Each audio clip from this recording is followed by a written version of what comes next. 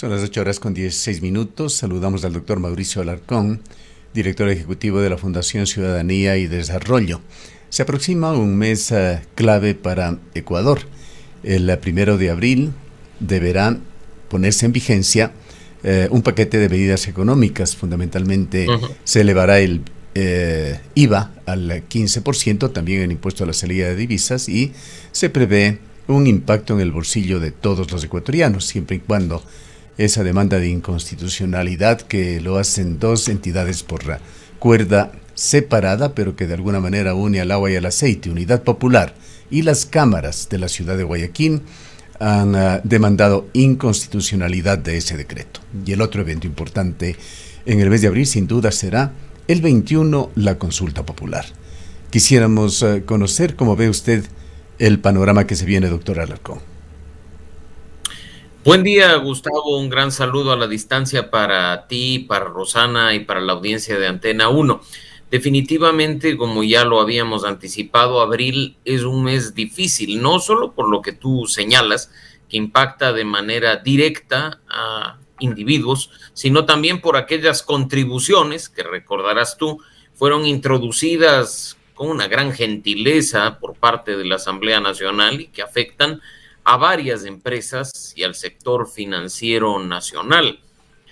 De cara a lo que es una consulta popular y un referendo en el que se mezclan varios asuntos que los ecuatorianos, algunos de ellos hemos establecido como prioritarios, cuando hemos visto ya que en función de las encuestas hay una caída no representativa, por supuesto, pero caída, en fin, de la aceptación, la popularidad, la credibilidad y la confianza del gobierno que se encuentra en funciones. Creo que el reto es enorme. Se nos vendió incluso la idea, recordarán ustedes, que la reforma tributaria era necesaria para seguir adelante combatiendo a los grupos terroristas, a los de delincuencia organizada, que se necesitaba invertir esos recursos adicionales para darle mayor seguridad al país. Después se dijo que era para llenar el hueco fiscal y finalmente se nos aclaró a los ecuatorianos que subir 3 puntos el IVA era simplemente una medida que no afectaba al bolsillo de los ecuatorianos. Cuando el impacto empiece a sentirse en todas y cada una de las actividades que hacemos día a día, creo que las cifras van a seguir cambiando. No para poner en riesgo ese referendo y esa consulta, que de momento el gobierno los tiene ganados, sino para lo que sería una eventual candidatura en febrero de 2025. Y quizás justamente hacia allá iba mi inquietud. Mauricio, muy buenos días, gracias por acompañarnos. Pues tenemos estas cifras, tenemos estas medidas que entran ya en vigencia a partir del 1 de abril y para el 21 estaremos acudiendo a las urnas. ¿Podría tener algún impacto? Usted ya nos acaba de manifestar y nos dice que probablemente no afectará mayormente ese voto positivo que podría tener la consulta popular, porque así como nos han vendido la idea de que estos 3 puntos en el IVA son necesarios para poder sacar adelante al país y combatir a la narcodelincuencia, también se nos ha dicho que la consulta popular es una de las vías para combatir al crimen organizado y la inseguridad que vive el Ecuador. Y sí, Rosana, efectivamente la consulta tiene algunos temas vinculados a seguridad, no todos ellos traerán efectos de manera inmediata. En cuanto a la popularidad, la credibilidad y la confianza, lo hemos dicho en espacios anteriores y lo hemos discutido contigo. Las consultas, los referendos no tienen mucha relación en cuanto al favor de la ciudadanía por su contenido, sino por esa credibilidad y esa confianza que se tiene en el gobierno que lo promociona. Así es que en este caso, más allá del contenido, más allá de, por ejemplo, pensar que las preguntas de consulta popular son preguntas bastante ridículas y que incluso ya han sido tratadas por el propio gobierno en los proyectos de ley de urgencia en materia económica y por la propia Asamblea Nacional por cuenta separada, pues simplemente veremos un voto que poco o nada ayude al tema, ¿no? Lo que sí creo es importante señalar en este caso es lo que corresponde a la ratificación de ese cambio constitucional aprobado por la Asamblea para facultar a los miembros de las Fuerzas Armadas a hacer tareas complementarias en materia de seguridad interna bajo ciertas condiciones y de forma excepcional, pero ya no dependientes de un estado de excepción, y las otras 4 que van por la vía de la iniciativa del presidente y que por supuesto también ayudarán en alguna medida a ciertos temas considerados clave. Me refiero a la extradición, al contrato de trabajo por horas, al arbitraje internacional y por supuesto a la creación de estas judicaturas especializadas en materia constitucional. ¿Y qué le dice Mauricio esa acción por cuerda separada, pero que de alguna manera los junta en el propósito de Unidad Popular, el partido de izquierda de Ecuador, y el presidente de la Cámara de Comercio de Guayaquil, Miguel Ángel González, con Francisco Jarrín, de la Cámara de Industrias de Guayaquil, que quieren, por decirlo así, bajarse el decreto del IVA? Bueno, partamos del hecho de que cuando la Asamblea, Gustavo, ya discutía este proyecto económico urgente, varios analistas expertos en el tema destacaron que lo que se estaba haciendo estaba por fuera del marco constitucional, meter asuntos no aprobados por la Asamblea por la vía del veto o, como ya sucedió también, meter por parte de la Asamblea otros asuntos que poco o nada tenían que ver con la iniciativa presidencial. Ojo, y un paréntesis importante, parecería ser que la historia se repite con este último proyecto de ley de urgencia en materia económica que se presentó sobre pretexto de bajar impuestos para que vengan artistas a dar conciertos, ¿no? Prestémosle mucha atención. Así es que lo que estamos viendo, más allá de haber una enorme diferencia ideológica entre los accionantes, es una cuestión que ya se había anticipado. Creo que incluso no serán los únicos probablemente que presenten este tipo de acción y será la Corte Constitucional la que pueda, como en otras ocasiones ya lo ha hecho, dar de baja este tipo de impuestos que son introducidos de manera bastante extraña, ¿no? Yo creo que no se trata únicamente de atacar el decreto del presidente que, facultado por la reforma tributaria, eleva el IVA al 15%, eleva el impuesto a salida de divisas del 5%, sino también, como ya lo conocemos, atacar el fondo de cómo se aprobó este asunto al interior de la Asamblea Nacional. ¿Podrá darles la Corte la razón? La verdad es que no lo sabemos. La verdad es que ya lo ha hecho en ocasiones anteriores, Gustavo, a propósito de un procedimiento anómalo, de un procedimiento que no entra en lo que está establecido en la Constitución y en la Ley Orgánica de la Función Legislativa. Recordemos que incluso la baja del impuesto de salida de divisas que hemos visto durante el último tiempo a partir del gobierno de Guillermo Lasso es producto de una acción de la Corte Constitucional, no de una iniciativa del Ejecutivo por cuenta propia. Lo mismo ha sucedido en algunos otros casos. Así es que hay, creo yo, ser prudentes, esperar y ver. Mientras tanto, a partir del 1 de abril tendremos que empezar a facturar con IVA 15 y volveremos a pagar ese 5% de salida de divisas que trae muchos problemas a varios sectores productivos del país. ¿Cómo ve el tema del presupuesto general del Estado? Los plazos han culminado, ya se empiezan a dar criterios por parte de los legisladores.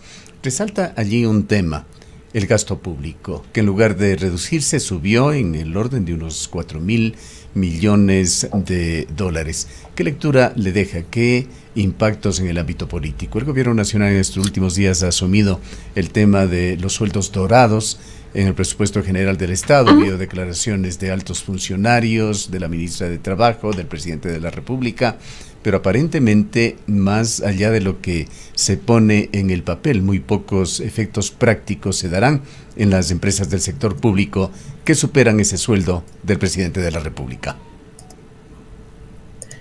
Creo que hay algo importante que destacar sobre el tema proforma presupuestaria, Gustavo, y es el hecho de que aunque los asambleístas se rasgan las vestiduras y hablan de sus observaciones y sus comentarios, según la Constitución, la Asamblea poco o nada puede hacer al respecto. El presidente presenta la proforma presupuestaria anual, presenta la proforma, la programación presupuestaria cuatrianual, y en este caso, pues, la Asamblea o la aprueba o la observa. Y esta observación no es vinculante. Las observaciones de la Asamblea vuelven al Ejecutivo, Gustavo, y el Ejecutivo tiene la facultad de aceptar, de enviar una nueva propuesta o de ratificarse su propuesta original. Y la Asamblea no tiene mayor cosa que decir, vea, yo le sigo observando, pero el Ejecutivo tiene la última palabra. En ese sentido, por supuesto, creo que hay que prestar atención a aquellas observaciones que han hecho los legisladores en el sentido de rebajas a ciertos sectores considerados prioritarios, incluso durante la campaña electoral de Daniel Noboa, poner atención a lo que significa, por llamarlo de alguna forma, errores en la proforma presupuestaria y ver que esto no termine abonando a la crisis económica que ya atraviesa el país y por la cual nos están metiendo la mano al bolsillo con el aumento al impuesto al valor agregado. Así es que veamos en qué termina esta historia. Lo cierto es que creo que mucho más efecto tiene la opinión pública y el análisis que lo que haga la Asamblea Nacional atada de manos por la norma constitucional. ¿Qué sentido tiene esa especie de saludo a la bandera que se hace con el presupuesto? Quizá lo único útil, práctico que podría lograrse es detectar alguna situación de inconstitucionalidad, por ejemplo, que podría estarse dando en el presupuesto. Por supuesto que sí, Gustavo, es simplemente observar, alertar, comentar desde la Asamblea Nacional, no sé, pues mencionar los temas en espacios como este, pero de ahí no pasa. Y esto fue puesto precisamente así en la Constitución de 2008 para que el presupuesto general del Estado, para que la proforma presupuestaria no sea objeto de pugnas políticas como las que sucedían en periodos anteriores, pero se fueron al otro extremo, al que simplemente el Ejecutivo tiene la última palabra y presupueste bien o presupueste mal, pues esto será lo que entre en vigencia. Y yo creo que las consecuencias son las que las estamos viviendo hoy. Y para citar un caso que en este espacio lo han analizado ustedes con expertos en múltiples ocasiones, el tema de lo que significa la asignación presupuestaria a la educación, por ejemplo, donde los gobiernos en su gran mayoría y durante estos ya casi 16 años de vigencia constitucional los han irrespetado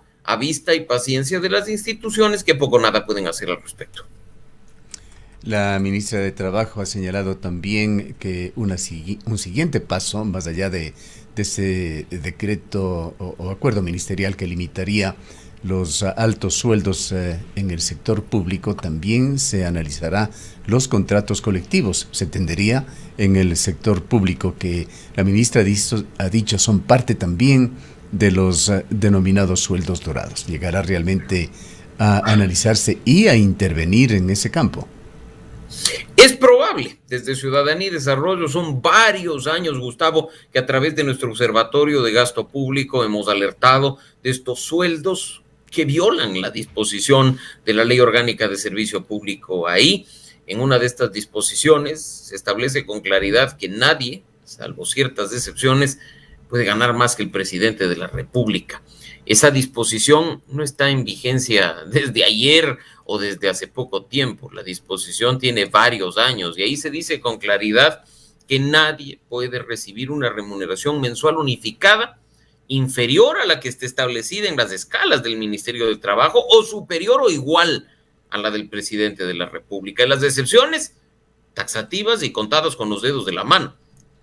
Quienes forman parte del servicio exterior, pues como tú sabes, reciben más ingresos producto de vivir en otro país y ajustar estos a la calidad de vida de dichas misiones o representaciones, miembros de las Fuerzas Armadas y de la Policía Nacional que se encuentren cumpliendo, ojo, funciones diplomáticas, docentes investigadores internacionales que son invitados por universidades nacionales del sector público para hacer cierto tipo de acciones, y nada más. Así es que en buena hora, y hay que destacar que el gobierno de Daniel Noboa haga un nuevo intento porque se respete lo que esté establecido en la Ley Orgánica de Servicio Público. Esperemos que las cosas se hagan como corresponde para después no tener que lamentar indemnizaciones millonarias que también las terminamos pagando todos. Nadie debe ganar más que el presidente de la República. No obstante, hace pocas semanas con el Observatorio de Gasto Público de Ciudadanía y Desarrollo, presentamos la situación de varios funcionarios de la estatal petrolera, donde incluso pilotos de avionetas y de aviones ganaban más que el presidente de la República. Así es que en buena hora por esta acción, pero hasta no ver los resultados, no podemos darnos por satisfechos. Son dineros que además salen de tu bolsillo, del mío y del de toda nuestra audiencia, y para lo cual han aumentado el IVA, para lo cual necesitan aumentar la recaudación tributaria. Ahora, relacionado también con el sector laboral, ¿Cómo ha visto su organización y usted personalmente ese proyecto de reformas a la Ley Orgánica de la Seguridad Social que aparentemente no ha dejado conforme a ninguna parte? Quienes la impulsaron incluso claman por un veto total del presidente de la República.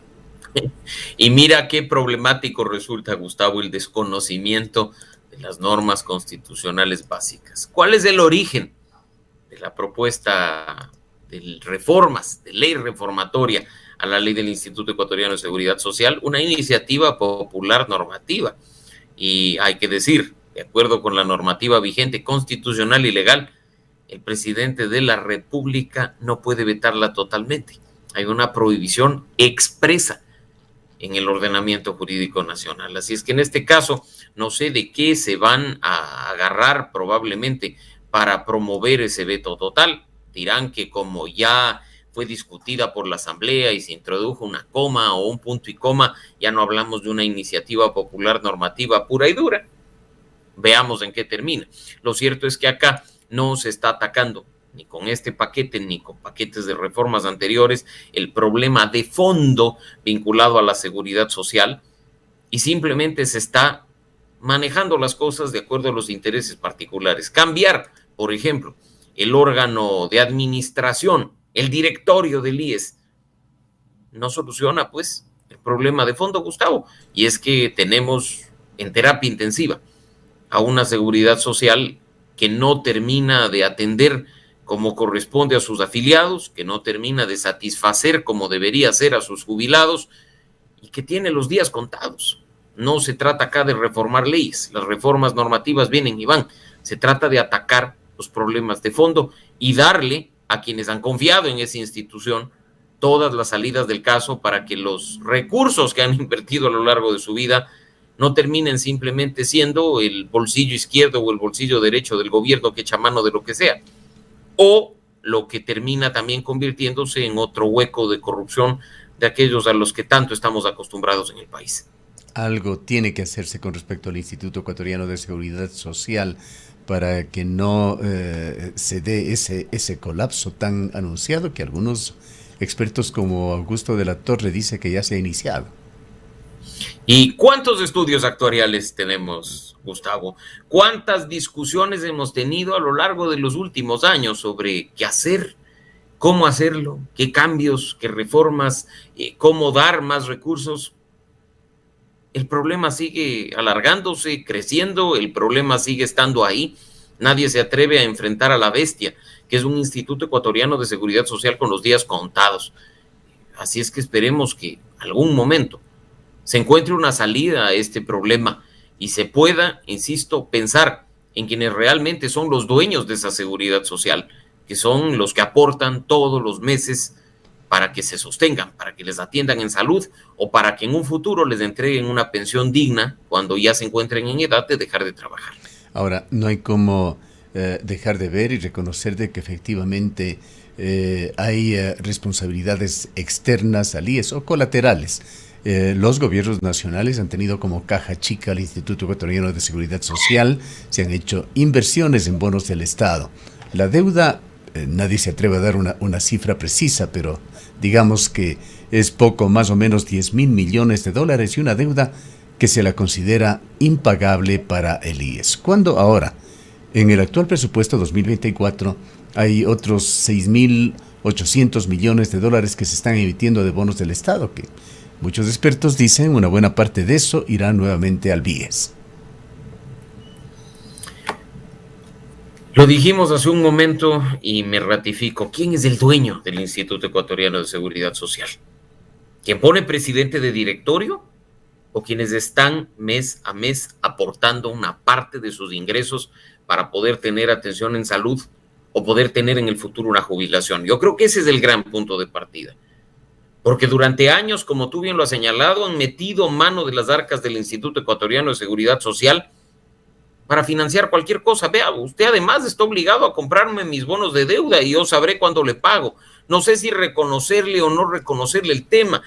No sé si son 5, si son 10, usted no se preocupe. O sea, aquí está el gobierno y está para... Sí, ni siquiera el gobierno nacional, y no me refiero a este, sino en general a los últimos años, cumplen con sus obligaciones establecidas en la ley.